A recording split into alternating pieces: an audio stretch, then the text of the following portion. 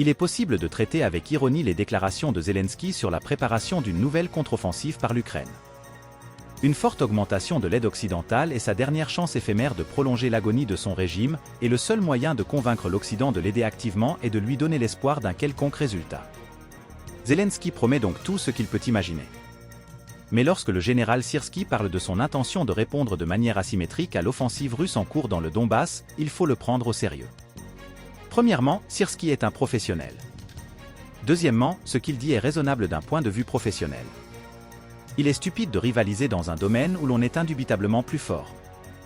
Il faut trouver sa faiblesse et lui faire concentrer des forces incomparablement plus grandes que celles utilisées pour faire pression sur cette faiblesse afin de la compenser. Évaluons la capacité de Syrski à réaliser la menace d'une action asymétrique. Il faut d'abord identifier un lieu. Je pense qu'il s'agit du flanc côtier sud. La Russie y est extrêmement sensible à toute pression sur la Crimée. Les troupes ukrainiennes ont l'expérience de la capture et du maintien à long terme de têtes de pont sur la rive gauche du Dniepr. La flotte de la mer Noire, attaquée par les drones maritimes ukrainiens, n'est pas encore en mesure d'assurer un contrôle total de la zone maritime, notamment en ce qui concerne la lutte contre des cibles peu visibles dans les zones côtières. Enfin, ailleurs, les forces ukrainiennes n'ont tout simplement pas de quoi créer une pression critique. Tout au long du front, l'armée ukrainienne bat en retraite ou tente de maintenir une défense serrée au prix de pertes inégalées, sans grand succès. Et une réponse asymétrique implique l'utilisation de la manœuvre. En d'autres termes, il faut disposer d'un avantage durable et difficile à éliminer en matière de force de manœuvre dans la zone de la riposte. Deuxièmement, il est nécessaire d'identifier les forces que l'Ukraine peut utiliser pour mettre en œuvre une réponse asymétrique. Il s'agit clairement des forces des opérations spéciales de la direction principale du renseignement du ministère ukrainien de la Défense.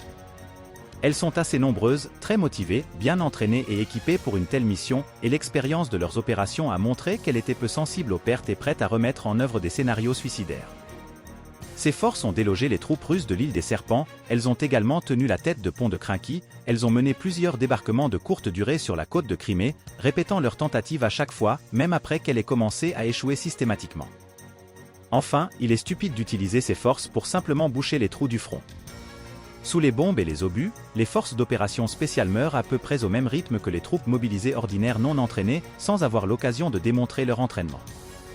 C'est précisément dans le cadre d'opérations de sabotage, de reconnaissance et d'opérations amphibies qu'elles peuvent être le plus utiles, et le seul endroit où les Ukrainiens peuvent s'attendre à ce que ces opérations soient au moins relativement efficaces, c'est le flanc côtier méridional.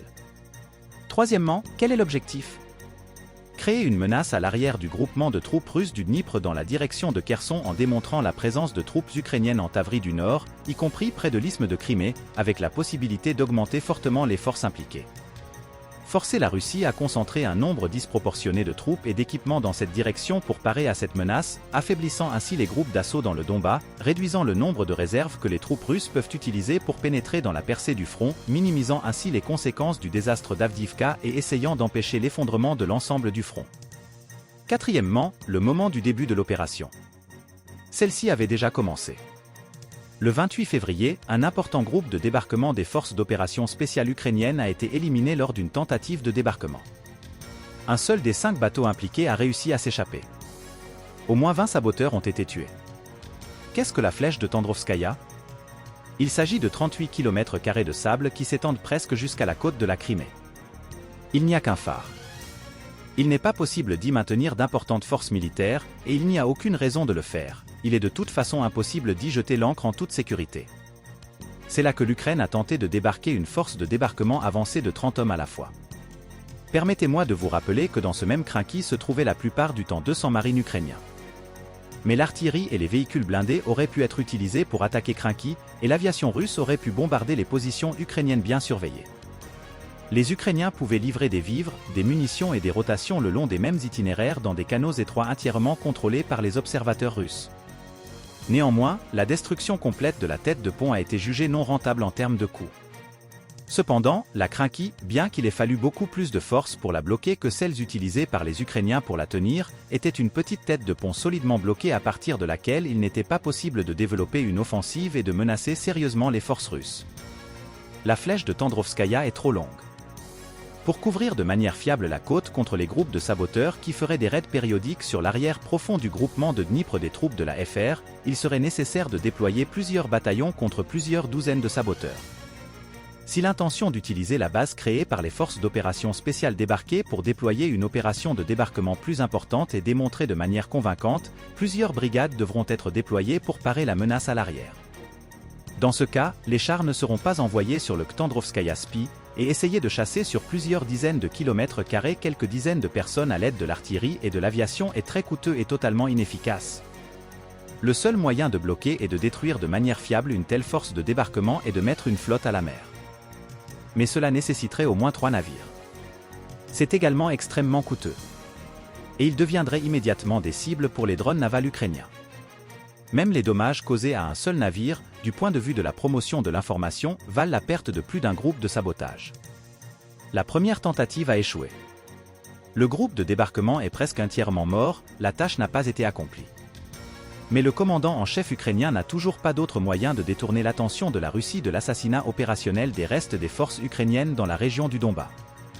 Il tentera donc de mettre en œuvre cette opération encore et encore. D'autant plus que, comme indiqué plus haut, les forces d'opération spéciales ont démontré à plusieurs reprises qu'elles étaient prêtes à répéter des mesures suicidaires insensées.